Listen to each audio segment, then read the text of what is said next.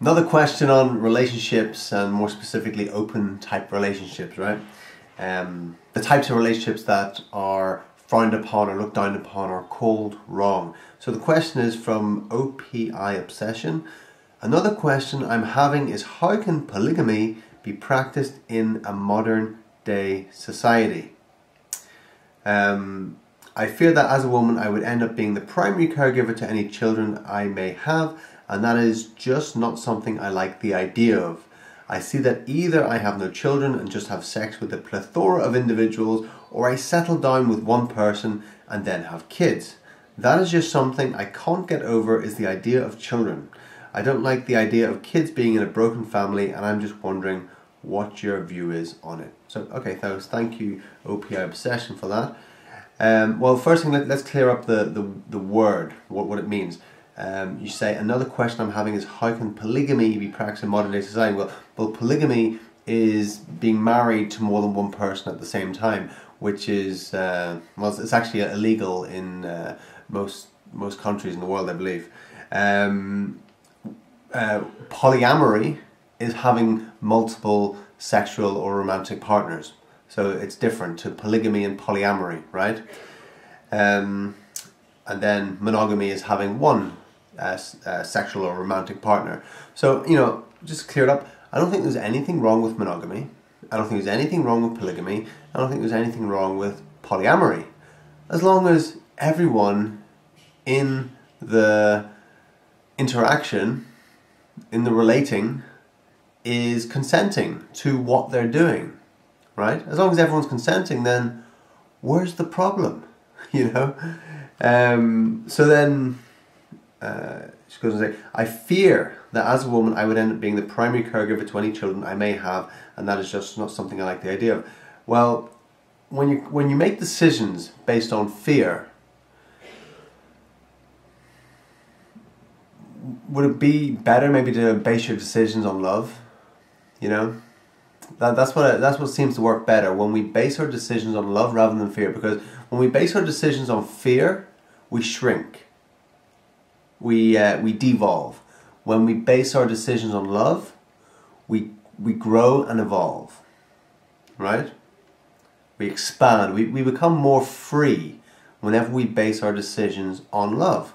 Whenever we base our decisions on fear, we become trapped, caged, and the more decisions we base on fear, we become caged in, right? Fear cages us in, love frees us, as hippie as it sounds,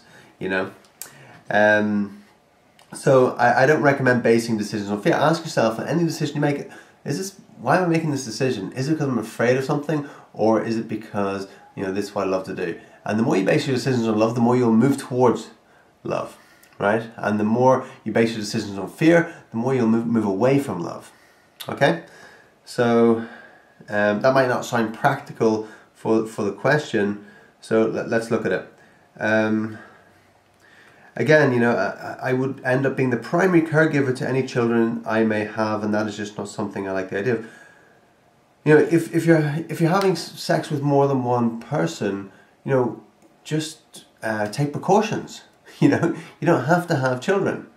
There's many people out there that have had sex with many individuals for many years, and then no children appeared because they took precautions. You simply take precautions. In this day and age, is very easy, and you have so many options. I don't recommend the birth control pill because of the effects on health. It's very hazardous for a woman's health. But there are many ways, right, to take precautions that you are not going to, have children to many different guys or whatever like that, But the thing is that it's happening anyway. It's happening anyway. People are having multiple sexual partners. It's happening anyway. What I'm saying is, once we can be okay with it and accept it rather than hiding it from everyone, there is, I don't know what the statistic is, because obviously people hide it, so there probably is no statistic. but it's very, very high percentage of married people that are having secretive affairs, extramarital affairs, right? It's very, very high. And then there's also a very, very high divorce rate, because people go, okay, you know, kind of, you know, I want some more variety, I want to, and then they get divorced, and then they go and find someone else or whatever, you know. And my guess, and it is a guess, that divorce rate would be much, much lower if people were able to get over their jealousy, able to get over their greediness of, no, she's mine or he's mine and no one else can have him. That's greed, right? So kids are in broken families anyway, you know, and what's causing that? Why is there so many single mothers out there? Why is there such a high divorce rate? Why is there so many extramarital affairs? You know? And what's happening is we're making something wrong, and people are hiding things, and people are feeling guilty and bad about it and ashamed and things like that, when they're really just following their nature. They're really just following their nature, you know.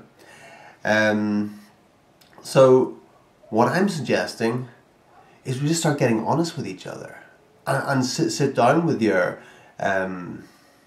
partner or your wife, your husband, or whatever, and just be authentic. Just be authentic and say what's been happening, or what you need, or whatever, you know, what your desires are. And if you can't be with someone that you can be completely authentic with, if they don't accept your authenticity, then that's stunting your growth. See, most people are in relationships, and I use the term very loosely, relationships, with another person, and there's this part of them that they show to each other. And there's this whole other part which is just hidden. There's just certain things they're just never going to tell the other person. And I know from coaching many people over many years, and they tell me their deepest and darkest things about their relationships. And there's so many things that they will tell me, because I'm a coach on the other end of the phone, sometimes thousands of miles away, or, you know, I'm the person that they just don't know only when they come and see me face to face, that they just feel they can tell me stuff because everything's confidential. And there's so much stuff that they just don't tell their wives. So much stuff that they don't tell their husbands. You know, because they think, well, I can't tell them that. People have massive areas which they're hiding from the other partner. And this is rampant. There's just so much of it. Because they think, well, there's certain things I can tell them, certain things I can't tell them. You know, what would happen if you're just completely authentic with each other? Yeah, it can really shake things up, you know. It can rattle things, and it might split. And then that's a great thing, you know. At least you're authentic, at least you're real, at least you're honest, you know. Or you can reorganize, things will be shaken up, and then you can reorganize together at a new level, and you'll be relating together at a new authentic level without all the stuff hiding, all the secrets, you know. But it takes courage. It takes courage to do that. But without courage, there's no hope. If you can't muster the courage to do in your life what you know you need to do, then there's no hope. You've got to be able to muster the courage. Okay, thanks for watching. Remember to subscribe, and remember to like the video, and remember to leave me a comment, leave me a question, and I look forward to seeing you again tomorrow.